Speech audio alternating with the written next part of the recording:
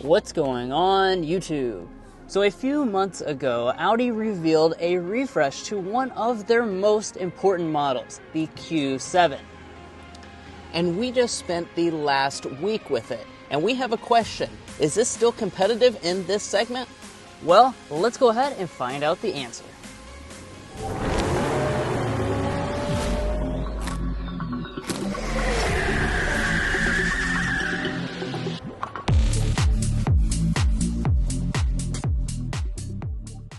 So first things first, let's go ahead and start off under the hood. So there's going to be two different engine choices you can get. We have the one that most people are going to choose. It's the 3-liter turbocharged V6. That's making 335 horsepower. Now in terms of your transmission, you are going to have an 8-speed automatic, and combined fuel economy with this engine option is coming in at 20 mpg. Now, of course, we're going to be putting that fuel economy to the test over the last week that we've been driving it, comparing it to our real-world fuel economy. We're also going to be getting things like our signature sound level reading, and after that, we'll discuss resale value and reliability. But like we said, this is refresh for 2025, so let's go ahead and see what they've done to the exterior as well as the interior. So of course, when it comes to Audi's design language, they usually don't rock the boat too much, and that is going to be the case with this 25 Q7. What they did up here in the front is basically kind of change up the grille a little bit, just massage the overall shape to keep it in line with the latest Audi products. You also have their new kind of blacked out logo with a very flat design. We have the black optic package on this model as well, so that's what made our entire grille here finish in a full gloss black. Now, of course, it can be an Audi review without some advanced lighting. So what we have on board with this Prestige model is your Matrix LED headlights. These are a very premium LED arrangement with projector low and high beams. These are excellent at night, I should add. They really light up the road super well. You also, of course, have that signature dynamic turn signal indicator. And then up here, we've got the new element of daytime running lights that you can actually customize. So you can pick 4 different designs to tailor this to your taste. And then lastly, we have headlamp washers. Now, as we move around to the back, you're going to notice less differences than what the front is giving you. Yeah, but it still has that signature classy Audi look that you're going to get on all of their products. Now, as far as some of the design elements, we have a spoiler, exposed wiper, and then Drew's going to hop inside so we can see the taillights. It wouldn't be an Audi without fancy lighting. So, of course, we're going to have a LED brake light portion through here. We also have our dynamic turn signal. The one thing I am disappointed by, though, is we're going to have an incandescent reverse light. I really wish Audi would just go ahead and update that to the full LED setup, but otherwise it's a really nice looking taillight. Here with the black optic package, we have this piece that's blacked out, and we're also going to have a little bit more of an aggressive lower fascia down here. You're going to have exposed exhaust outlets, which I'm very happy that they have added to this model, and we have 7,700 pounds as our tow rating for the V6. If you choose the 4-cylinder, it's 4,400 pounds. Now, as far as wheels are concerned, you've got some new options for 2025. Here with the Prestige Black Optic model, we have the biggest size available. This is a 21-inch alloy wheel with a nice black and dark gray finish. I think it looks really nice with the overall exterior. This is a special brown color option as well, which you don't see very often. And then as far as our mirrors are concerned, you have 3 out of 4 features as standard equipment. The only thing you have to get above the Premium Plus 4 is the auto dimming, which is on both the driver and passenger side. Now at the side of the Q7, you will notice that this is a long SUV. It's about 199 inches long for 2025. And as far as some of the design elements, of course, black optics is going to black out a lot of your design touches. And we do have this new thing here that just spells out Audi Q7 Quattro. So in case you forget what car you bought, you will be reminded every time you get in the driver's seat. Now, as far as your safety systems are concerned, you're going to get all of those as standard equipment on the Q7, so that's a nice touch. We do want to point out that during our week-long of testing with the vehicle, we did find the lane keep to be a little bit more basic, and it would kind of shift into the turning lane. So I just wanted to point that out for those of you looking to buy a Q7.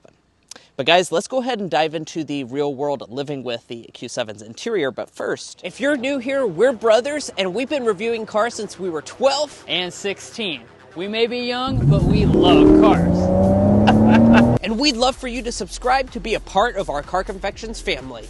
Let's learn a lot, have some fun with all the latest cars. All right, let's go ahead and check out the interior. First, we'll take a look at the key fob. This comes with the latest Audi key fob. It's very thin and does have real metal and piano black on it. Very nice and high quality. I like it. As we walk up to the vehicle, of course, you can just reach behind the handle. That's going to unlock the door. The mirrors don't fold out until you start up the vehicle, though. And then let's take a look at the interior. Obviously, the first thing you're going to notice is that you've got quite a bit of luxury on board, and that's going to begin with our seats. So let's talk about that.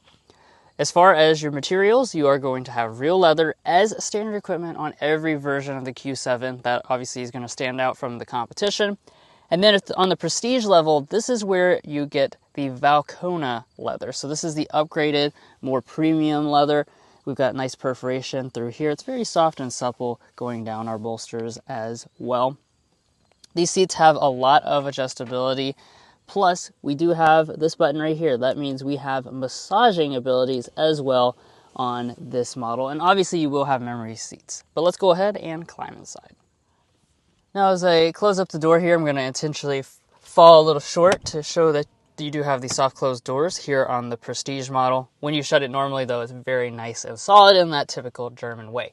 Speaking of solid, let's look at the rest of the materials in here. As you can see across our armrests, we do have a leather material with a stitching detail.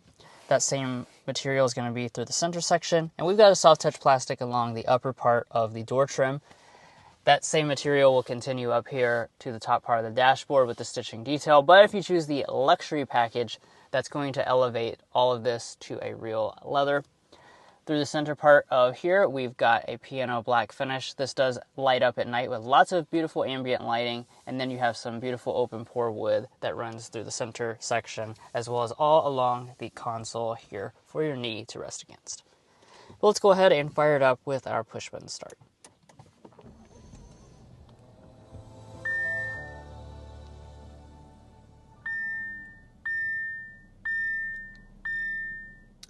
Really like how theatric it is when you first start things up. Your mirrors fold out, the tweeters come out of the dashboard. Definitely feels like a special experience. Now let's go ahead and get into some individual details. We'll begin with our gauge cluster. This, of course, is your 12.3-inch Audi virtual cockpit. More and more automakers are doing things like this, but it remains a very impressive setup. I really like that you can kind of minimize your gauges like that. You can keep your Google Maps up, as well as several other kinds of information. Of course, also here on this loaded Prestige model, we're going to additionally get a head-up display at the top. Now, taking a look at our steering wheel, we've got a nice leather-wrapped steering wheel. You do have a cross stitch running throughout, and it is heated. The wheel itself will be power tilt and telescoping as well.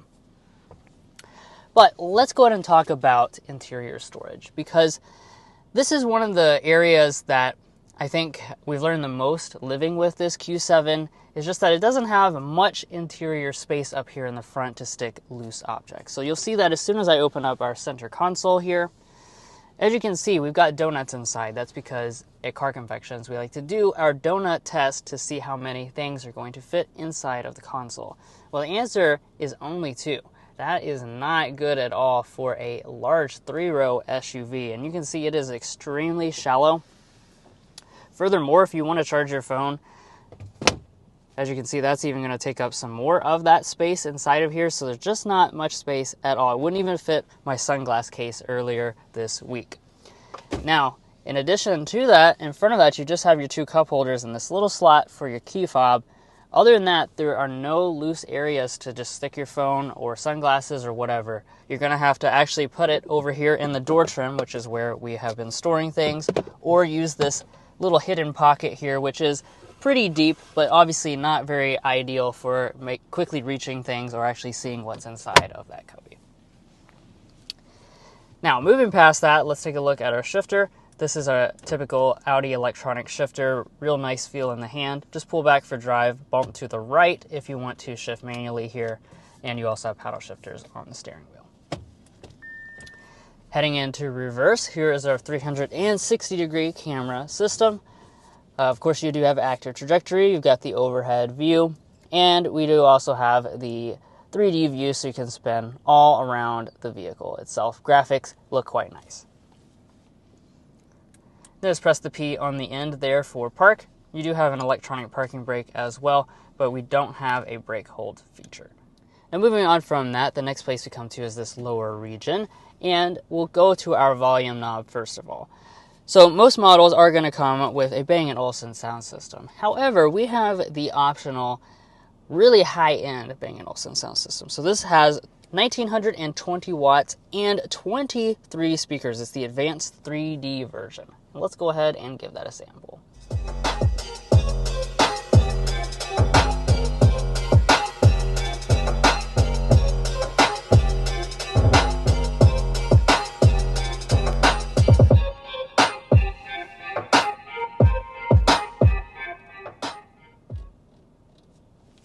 Now obviously this is definitely a terrific sound system. It really fills up the cabin nicely. Again, love those tweeters that pop out as well. It just feels so high end.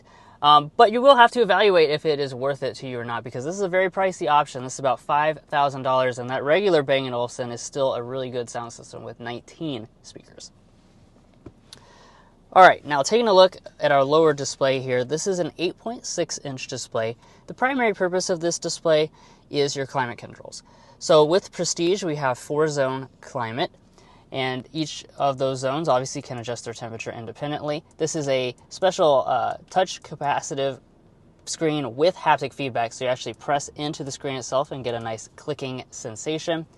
Also on Prestige, you get ventilated seats in addition to the 3-stage heated seats, which are standard on all Q7s. And then you got another little row of a few odd and end functions up there at the top, such as your park assist and your HomeLink remotes.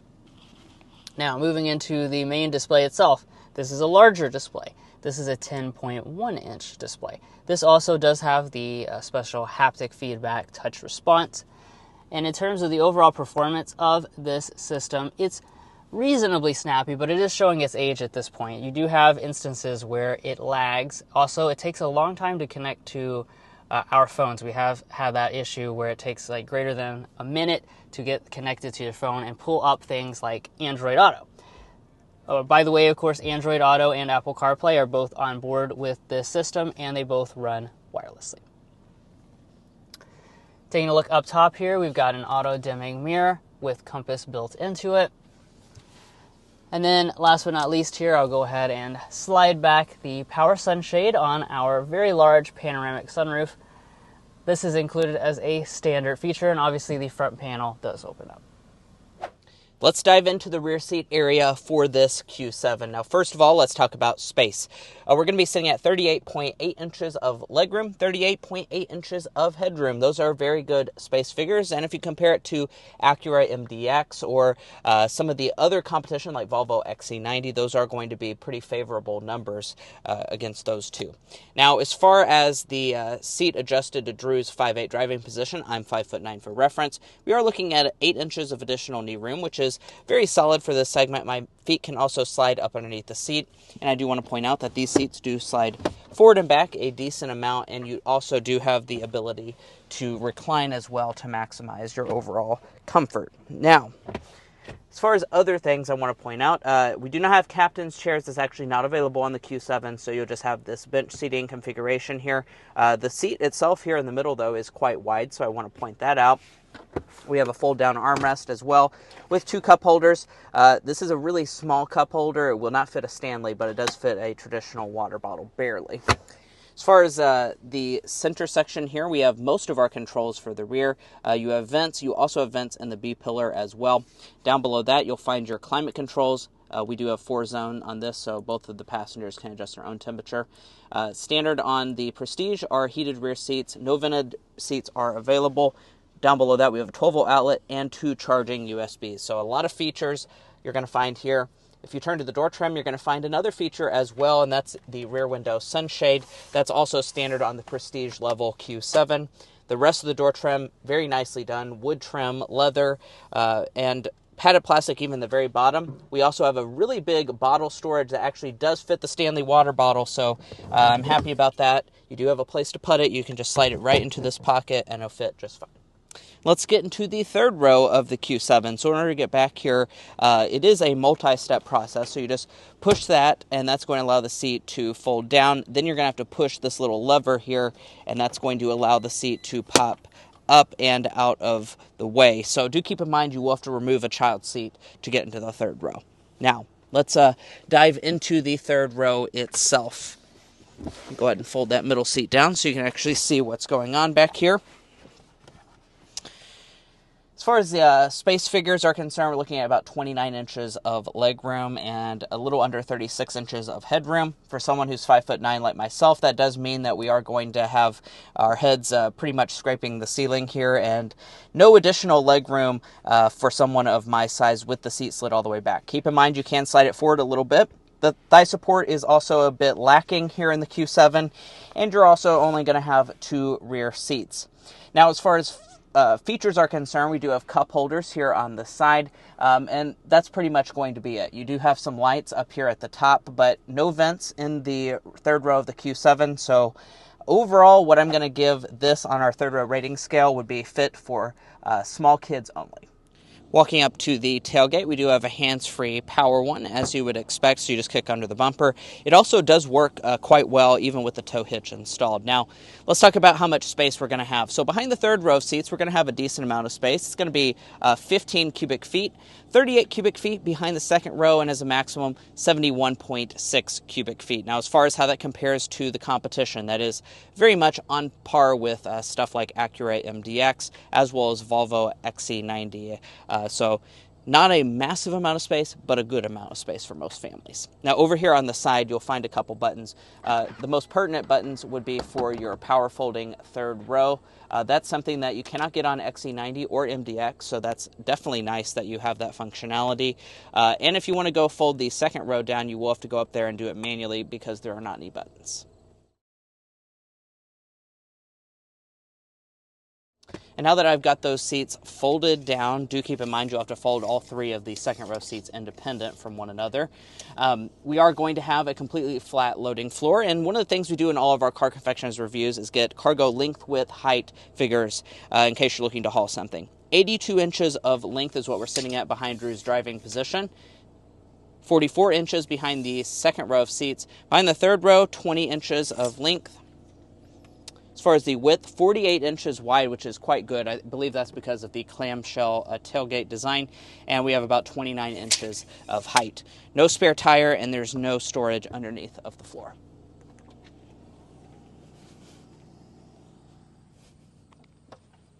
Here we are behind the wheel of the Q7. In this test drive, we're going to be discussing quite a few different things, as you can see on the screen right now. We'll be discussing real-world fuel economy, as well as getting our sound level reading. But first, we do want to go ahead and start with a hard acceleration.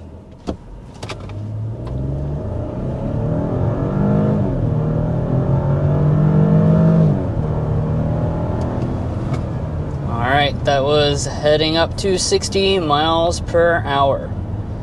And like we said at the spec dump, just to recap a little bit, most people are going to choose the powertrain that we have, historically speaking, a 3-liter turbocharged V6 engine. This is going to be the more powerful of the 2 powertrain options that you can get at 335 horsepower, 369 pound-feet of torque. And overall, acceleration feels quite nice. As you can see there, especially as the turbo builds after that first second, it really gets moving and pushes you back in the seat. Yeah, I think it feels really nice.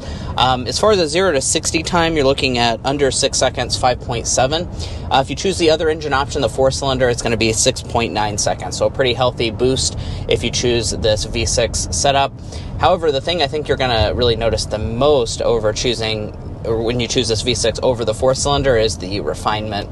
Even under full throttle acceleration, like what we just did, it sounds so refined, smooth, and effortless acceleration, which is something I think is very important for a luxury SUV like this. You want it to have that premium feel in the powertrain, so I would definitely recommend getting the V6 if you're looking for a Q7. However, the 4-cylinder is not bad. It's a 2-liter turbo for 261 horsepower, 273 pound-feet of torque.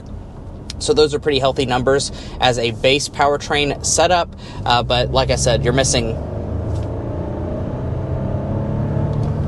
some of the refinement. Yeah, really smooth and nice on this powertrain. If you want to see what the 4-cylinder is like, we actually did sample that earlier this year with a 2025 Q7. It's all up to your personal preference. A lot of this vehicle's competition does offer 4-cylinder options, but as far as we're concerned, it's probably worth a little bit of extra money to get this V6.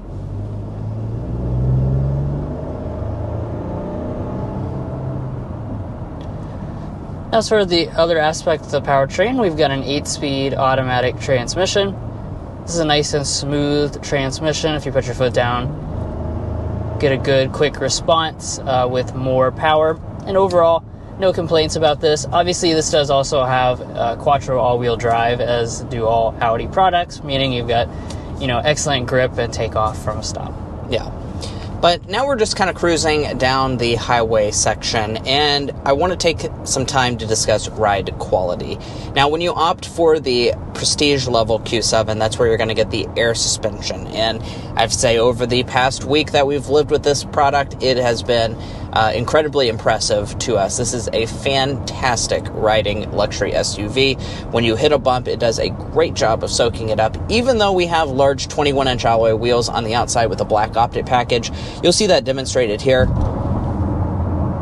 It just feels so comfortable, refined, and everything in here also feels very solid. You're hearing no rattles or squeaks or anything like that.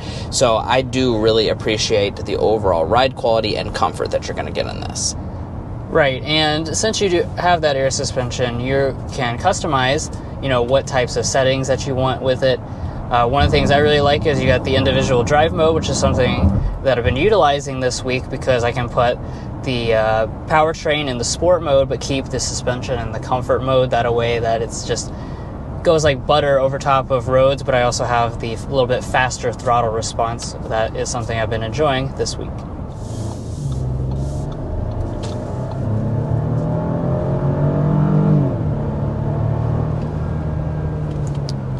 All right, and we are speeding up to 55 miles per hour. I'm going to go ahead and make sure that the fan speeds are on 1 and the rear climate is turned completely off. And then we'll go ahead and get our sound level reading going 55.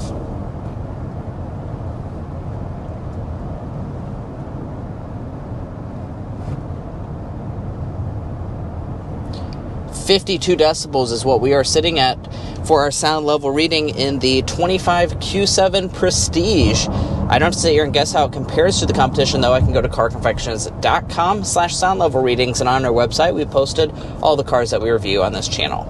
And that is a very good sound level reading. As a matter of fact, that places it in the top luxury vehicles we've ever tested out. It is going to be still louder than the Lexus TX and the Acura MDX, but it actually takes the third spot above something like the Volvo XC90. So a really good sound level reading in this. It feels incredibly quiet. I have to say, just living with it for the week, it's just kind of a library quietness in here. All right, and let's get into our Car Confections Slam Dunk and Airball, which is our favorite and least favorite element about the Q7. Drew, why don't you go ahead and kick us off with the Slam Dunk? So for the Slam Dunk today, we're going to say the luxury experience of the interior. Really, you get a lot of just beautiful details, and it's just that German interior experience, right? Just it stands out from, say, some of the competition, like a Lexus TX. You just have a lot more special touches and good finishes, things like that. Yeah. On the Airball side of things, I think one of the most glaring issues with this car is the the practicality of this car. Just stuff like this center console not being able to fit more than 2 donuts, and you have a wireless phone charging pad in there as well, and then the third row is not great and doesn't have rear vents. I think those are some pretty glaring issues for a big luxury 3-row, and the fact that this is Audi's largest vehicle, it doesn't make a lot of sense why it's not a little bit larger and more practical. Yeah, we've been wanting a Q9 for a lot of years. Maybe they'll still come around to it, but they haven't yet. And let's discuss fuel economy real quick. You're going to be rated at either 22 or 20 mpg combined, depending on if you get the V6 or the 4-cylinder. We, of course, have had the V6, and over our real-world sample, we have been sitting at around 20 miles per gallon. 20.1 is what we are sitting at. When it comes to long-term fuel economy, now that does include some highway driving. It also includes some city driving as well. So that's a pretty good mixed figure. So I would expect to see somewhere close to where the EPA is estimating when it comes to your fuel economy. And it's worth noting that's really not much worse than what you would find in a lot of the four-cylinder rivals. For your warranty, you have Audi's Signature Warranty, which is for your 50,000 miles for both basic and powertrain. And now let's discuss pricing for the Q7. So for 2025, we are going to start a little over $60,000. Do keep in mind that's the premium with the four-cylinder engine. Now, as we move up the trim structure, Premium Plus is going to be $64,000. Prestige does come standard with the V6, which is why it jumps to about $78,000 as a starting point. Now, as far as this model, we do have almost every option, not all of them, but most of them, and we're sitting at around $88,000 as tested. Now, if you're looking to buy Audi Q7 or any new vehicle, we would encourage you to go to carconfections.com/newcarquotes. Now, the reason you do that is because we have a tool on our website that will connect you with local car dealers in your area to get you the best price. It's also going to give you access to invoice pricing information, which is a great tool for dealership negotiation. If you'd like to take advantage of that, a link is provided in our video description, and we also have a pinned comment at the top of this video. But now let's talk about resale and reliability. So now let's discuss resale and reliability for the Audi Q7. Now first up, we'll talk about resale value. As an economics graduate myself, Drew and I took the time to develop what we think is a good estimate for this Audi Q7's potential resale value. We estimate that after 5 years and 60,000 miles, it'll be worth 40% of its original MSRP, and after 10 years and 120,000 miles, 14.4%. Now, it's worth noting that is relatively in line with most of the German rivals, such as BMW and Mercedes-Benz. However, it's going to be well below industry average and one of the worst resale value percentages you can get across all vehicle makes. Now, we've also done the same for reliability by developing the Combined Reliability Index. This takes into account several studies from trustworthy sources and combines them in a way that paints a more holistic picture for you. In this regard, Audi is rated below average compared to all vehicle makes, and it actually ties Volvo as the lowest rated luxury brand. Now, if you'd like to learn more about our reliability data, as well as our resale data and our methodology, be sure to go to carconfections.com/reliability and carconfections.com/resale.